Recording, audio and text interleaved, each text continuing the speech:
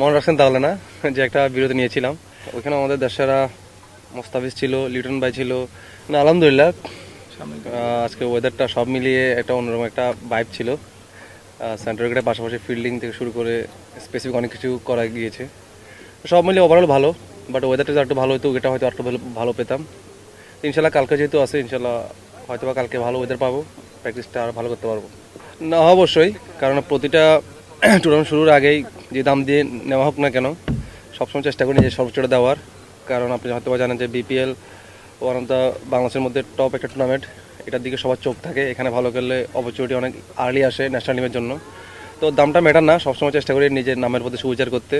হ্যাঁ অবশ্যই, আসলে আমাদের বিশ্বকাপের আগে আর যেহেতু কোনো সিরিজ, হোম সিরিজ বা ওয়েব সিরিজ নেই, তো এটা আসলে আমাদেরকে প্লেয়ারদের জন্য ঝালিয়ে নেওয়ার জন্য বড় একটা মঞ্চ। তো ইনশাল্লাহ চোখ থাকবে এখানে ভালো কিছু করার, এখান থেকে নিজের সেরাটা দিয়ে বিশ্বকাপ স্কোরে জায়গা করে নেওয়ার। দেখুন আসলে গতবার যে টিম খারাপ ছিল তা না, ওইখানে আমাদের দেশেরা মোস্তাফিজ ছিল, লিটন ভাই ছিল, তানজিদ তামিম ছিল, আরও অনেকে ছিল যারা নিয়মিত বিপিএল পারফর্মার। তো আসলে এবছরও টিম ওয়েল ব্যালেন্স। আসলে নাম না দেখে আসলে টি-20 এমন একটা ফরম্যাট, এখানে সবাই যদি নিজের বেস্টটা দিতে পারে, টাচে থাকে ওই দিনে, তো ইনশাল্লাহ ভালো কিছু করে সম্ভব বের হয়ে আসা এই টুর্নামেন্ট থেকে। প্রথমত মনে রাখছেন তাহলে না যে একটা বিরতি নিয়েছিলাম।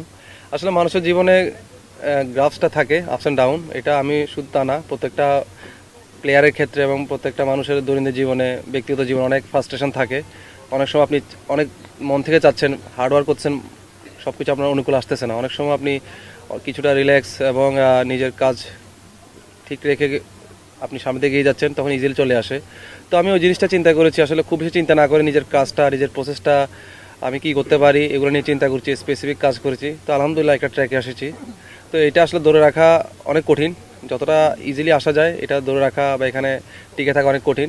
তারপর আমি চেষ্টা করছি আমার প্রসেসটা ঠিক রাখতে, কীভাবে লম্বা সময় যাতে দলে স্টে করা যায় এবং আরও দেশকে ভালো কিছু দেওয়া যায়।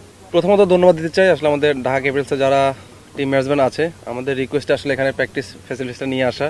কারণ আমরা তো সবসময় মিরপুরেই করি গাদাগাদি করে, তো একটা অন্যরকম একটা এনভায়রনমেন্টে আসলে, খোলা পরিবেশে নিয়ে আসলে প্লেয়ারদের যেমন ভালো লাগে, আপনাদের নিশ্চয়ই ভালো লাগতেছে এখানে আসতে পেরে, আমি যতদূর যদি ভুল না করি।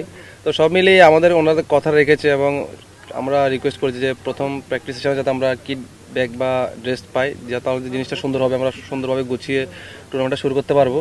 তো ইনশাল্লাহ ওনারা আমাদের কথা রাখতে পারছে। তো ইনশাল্লাহ আমরা চেষ্টা করবো আমাদের কমিটমেন্টটা ঠিক রেখে টুর্নামেন্টটা ভালো করার। আমি তো ড্রাফট টেবিলে দেখি নাই, হয়তো বা সর্বোচ্চ টপ 3-তে থাকবে ঢাকা ক্যাপিটালস ব্যয়ের ক্ষেত্রে, আমি যদি যতদূর ভুল না করি। তো ইনশাল্লাহ প্রতিবারই আমি যতদূর বিপিএল খেলেছি, এক্সপিরিয়েন্স দেখেছি, এখানে লোকাল প্লেয়াররা ভালো খেললে শিরোপা জেতা অনেকটা ইজি হয়ে যায়। ফরেন প্লেয়াররা এখন যেহেতু অনেক বেশি বাইরে ফ্র্যাঞ্চাইজি লিগ হচ্ছে, ওরা 1-2 দিন আগে আসে, টিমের সাথে অ্যাডজাস্ট করতে করতে ওরা আবার চলে যায়।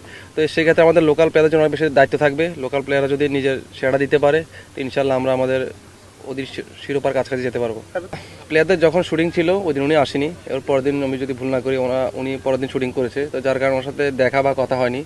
তো আমি একটা ইন্টারভিউ দেখেছি উনি হয়তো বা মিডল অফ জানুয়ারিতে আসতে পারে। তা আসলে ইনশাল্লাহ তখন ওনার এক্সপিরিয়েন্স শেয়ার করার জানার চেষ্টা করব এবং কিছু এক্সপিরিয়েন্স ওনার থেকে নেওয়ার চেষ্টা করব। না প্রথমত ওনার সাথে মেসেঞ্জারে টুকটাক কথা হয়েছে টিমের ব্যাপারে, বাট এখনও ওইরকম কথা হয় নাই। হয়তো আসলে ওনার সাথে বসে আলাপ আলোচনা করব, যদি উনি কিছু আমাদের জানতে চায় আর কি। আদারওয়াইজ আমি আমার কাজটা নিয়ে ব্যস্ত থাকবো। ঠিক আছে।